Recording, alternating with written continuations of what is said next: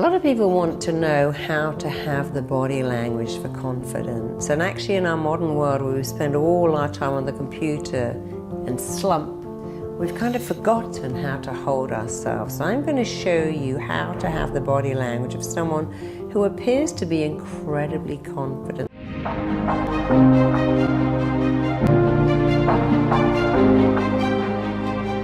The first thing is they speak slowly. And they don't wave their hands around. I saw myself on television many years ago and I noticed I was doing this throughout the whole interview and I thought, that's not a good look. And I learned when I was on TV to sit on my hands and to speak quite slowly, to look at the camera. And I wasn't confident. People would say, oh my God, you were so confident. And I really wasn't. But I looked at people who were and I thought, oh, they speak slowly. They don't flap around. They may do that or that, but they're very composed. They keep their shoulders up. They keep their stomach in. They don't sit like that. So you can do that. Whenever you're talking to someone, try to keep your chin up.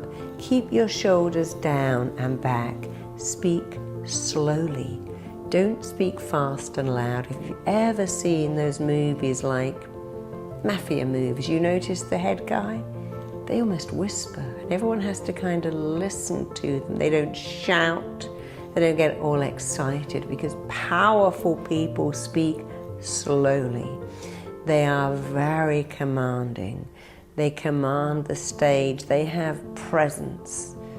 And you can have it too by speaking slowly, taking on the posture, shoulders up and back, chin just so. Make eye contact. When you speak to people, look at them. You have two ears and one mouth for a reason. Speak and then listen. Listen to other people. Make them feel interesting. Imagine if everyone you met had a little sentence tattooed on their forehead that said, please make me feel important.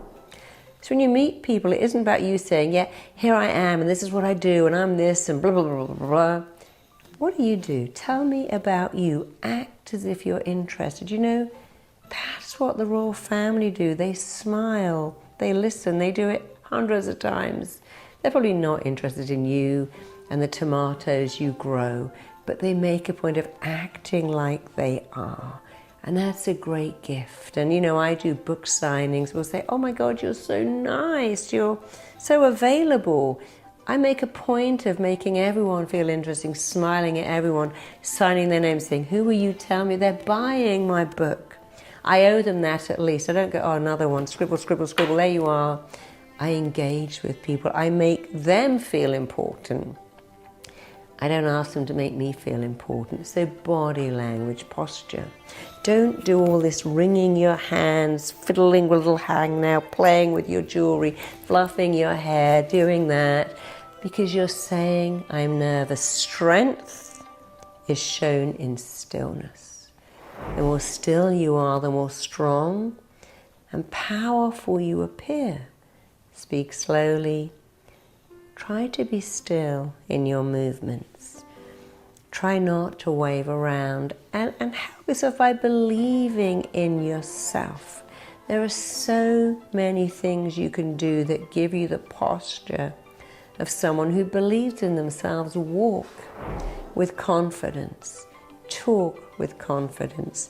Meet people's eye level. People make this classic mistake. Someone says, tell me about you. And they go, well, what I do is, and they try to race through it in case that person is bored. Don't do that. Say, well, what I do is, and the reason I do it, and why I love it so much, and take your time. Don't go into a whole story, but don't rush who you are and what makes your heart sing. If people are bored, you'll find out, and then you can just say, anyway, enough about me. What about you? But don't gabble through it. When you're speaking to someone, you'll know if they're bored because their shoulders will start to turn towards their door, their shoulders, their knees, their hips. And when you're bored, you'll notice that you do that. You really want to do that.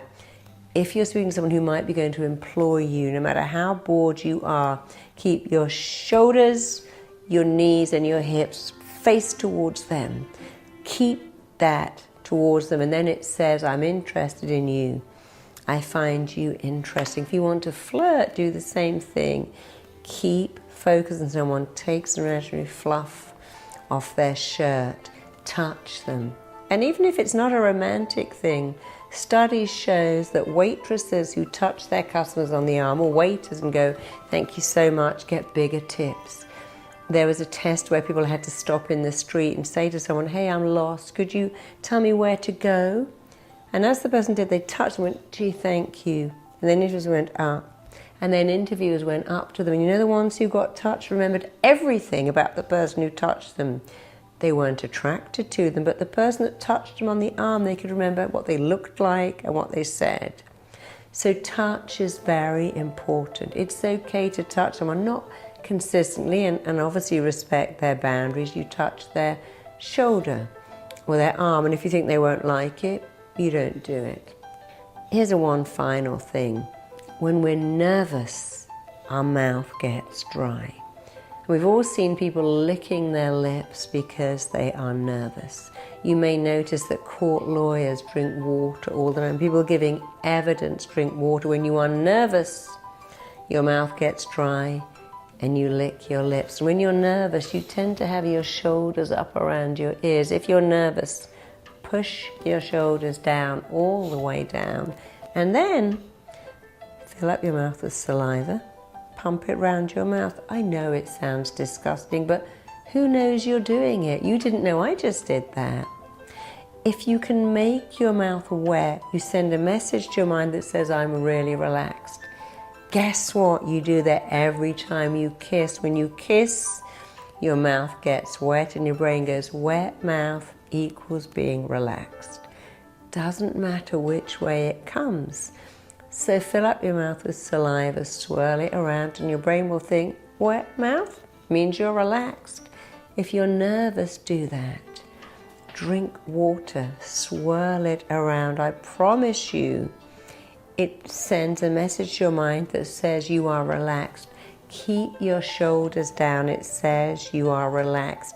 Keep your chin up, shoulders back, posture good, and it says you are confident.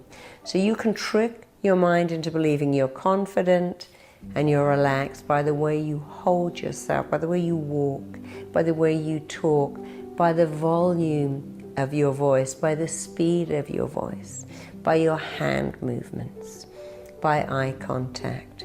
And people who are successful do this naturally, and you may have to do it unnaturally.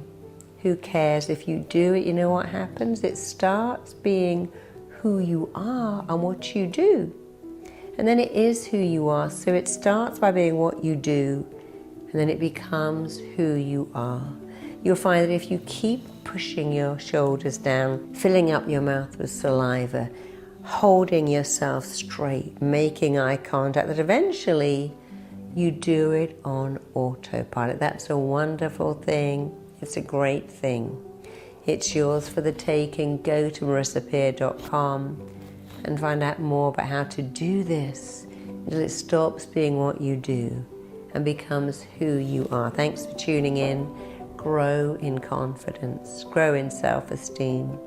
Do it today, and soon you'll find you do it every day. Thanks. See you soon.